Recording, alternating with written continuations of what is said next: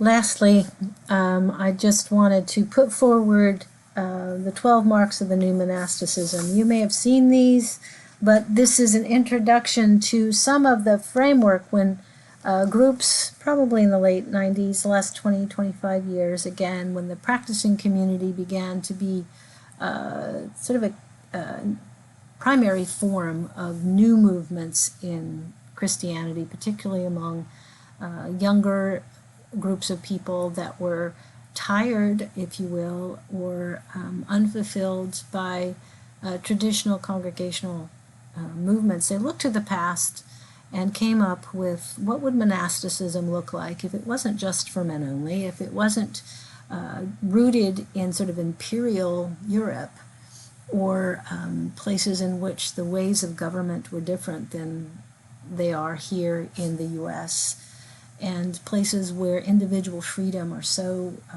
valued. In this moment, what does it mean to seek God only together, which is the definition of monasticism? Seek only God, but do it together. What are those marks? And when you get to meet John Huckins and look at Threshold Community, you'll see some of these marks in that particular community. The first is to relocate to abandoned places of empire. If you're going to start a new church, I can't tell you how many people want to start churches in San Diego, either in the beach communities or North Park, where all the cool kids are. But I don't hear anybody saying, I want to start a brand new church or a brand new community, in San Ysidro or in parts of Oceanside. And so the new monasticism has as a priority rebuilding community, as the early monks did, in the desert places. Second, sharing of economic resources in some way. What does this look like? It can vary a lot. In the Threshold community, which is John Huckins' community in Golden Hill, they share a weekly meal. They share in some medical resources, and we can verify and check about those. I know, talking with Shane Claiborne, as I did a few years ago, that there's a lot of these communities that have come together and they pay into a fund every month. And out of that fund, they pay for medical expenses. It's not an insurance program through a corporation.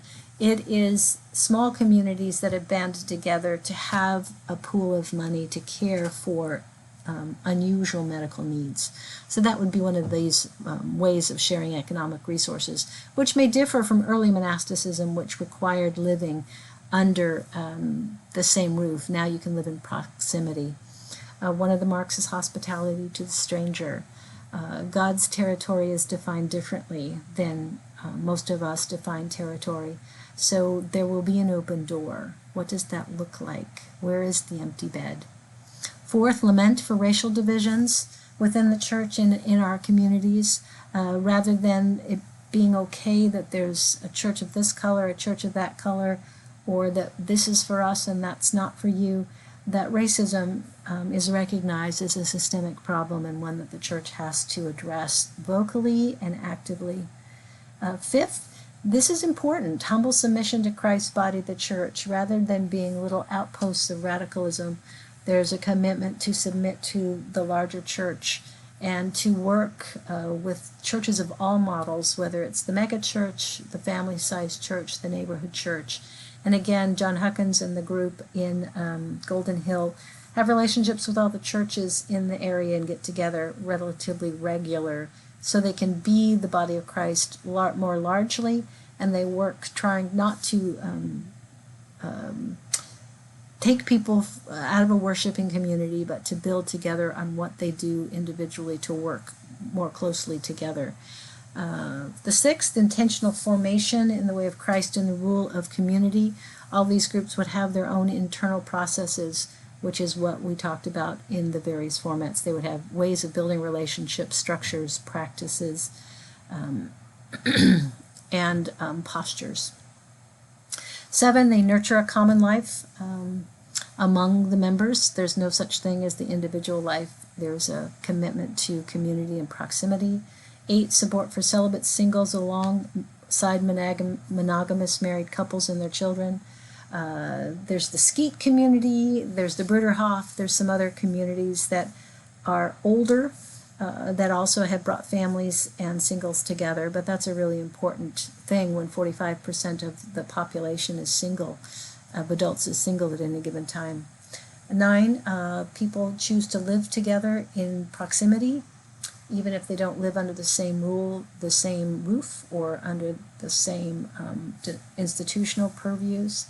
10, they care for a plot of God's earth, community garden, something that makes neighbor not just about the people, but also about the ground in which you eat from and that you walk upon.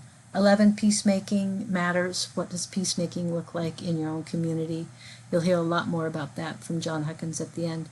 And then a commitment to a disciplined contemplative life. Many of these marks of new monasticism seem to be activist, and they are, but the activist and the contemplative always go together, and the individual and the communal go together. So committing to a disciplined contemplative life is the plumb line, the way, maybe that's not the right metaphor, it's the pipe to the groundwater, so that all the activism is fed by relationship with God and submission to the goodness of God in everyday life. So if you want to know more about the marks of new monasticism, I know some of you have spent a lot of time with this, but some of you may not have.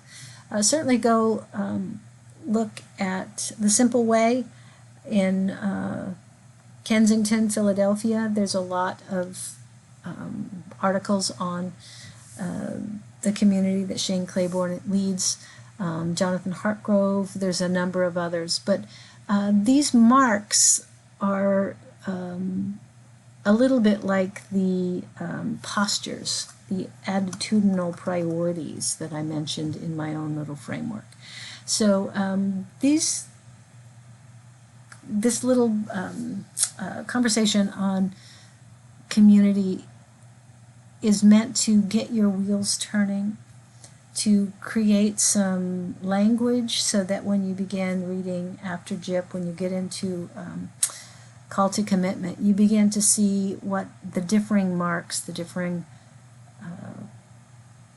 practices and postures are in these called out communities in very particular neighborhoods that have left their good fruit. They have left their ministry fingerprints on their neighborhood for good. So what is your definition of Christian community? How will you live that out? If you had to make the 12 marks of your own community, how would they compare and contrast with those of the new monasticism?